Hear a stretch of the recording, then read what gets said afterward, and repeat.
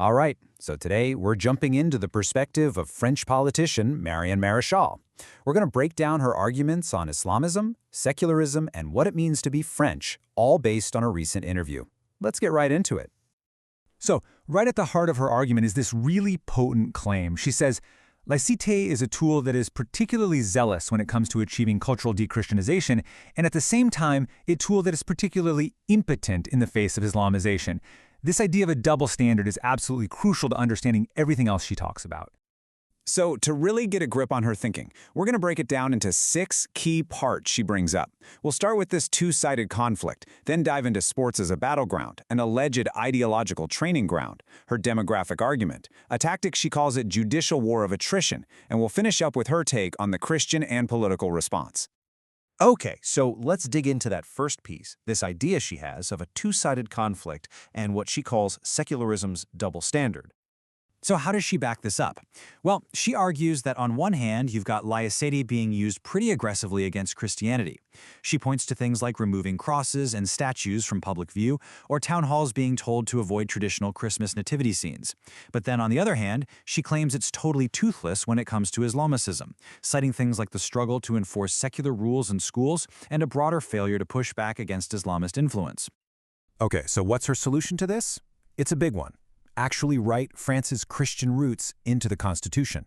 And the thinking behind this is pretty clear. It would basically give Christian cultural heritage a kind of special legal status, a protection that other religions wouldn't have in the public square. All right, let's pivot to the second part of her argument, because this is where things start to build. She talks about the battleground of sports, framing athletics as a major front for the spread of Islamism. And she's really clear on this. She claims this is not a marginal phenomenon. In her view, we're not talking about a few isolated incidents here and there.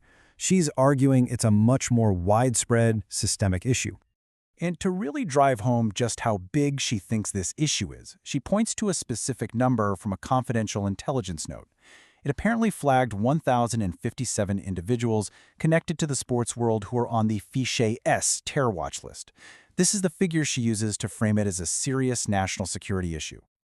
And it doesn't stop there. That same intelligence note is cited with even more figures to kind of paint a picture of the scale here.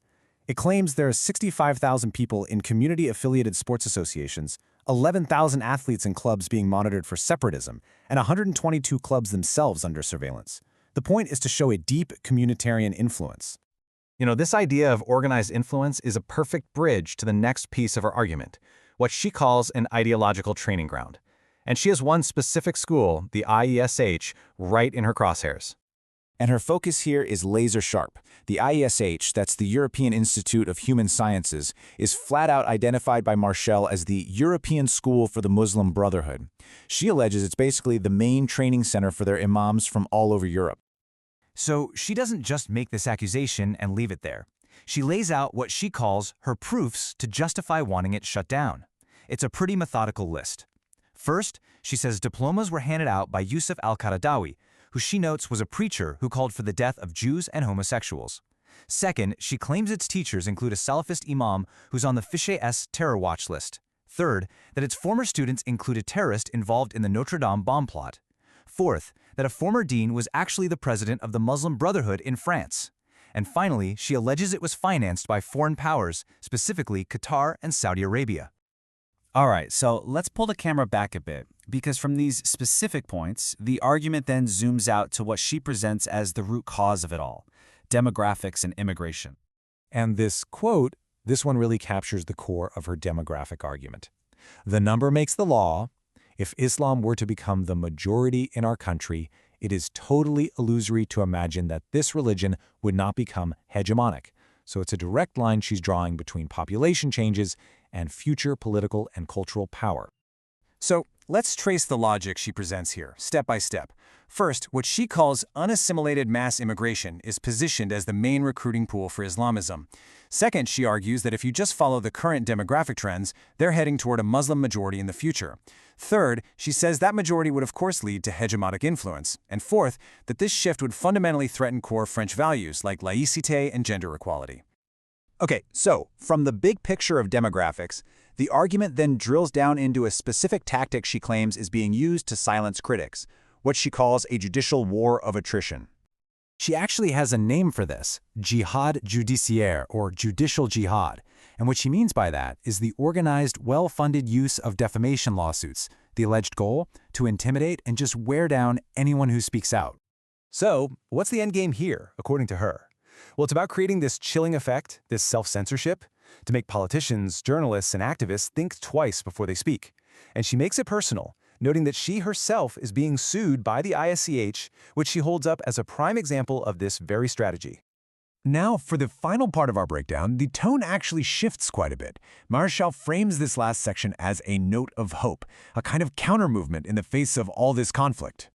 And this hopeful response, as she sees it, is playing out on two different fronts at the same time. On one side, there's what she calls a spiritual reawakening, a striking comeback for Christianity, especially with young people converting to Catholicism. She thinks it's a search for identity. And then there's the political side. Here, she claims a victory, arguing that her national camp has successfully shifted the entire debate, to the point where even the center-right Republican Party is now using their diagnosis and their solutions. As she wraps up this whole line of thought with a pretty powerful metaphor, in all moments of history where there is darkness, there is hope. It is the torch in the darkness. It's her way of framing this response as a resilient and growing counter-movement. So as we wrap up this breakdown of Marian Marshall's perspective, it all really boils down to this huge, lingering question that goes way beyond France. When you have cultural identity and religious practice clashing in the public square, who gets to decide the rules?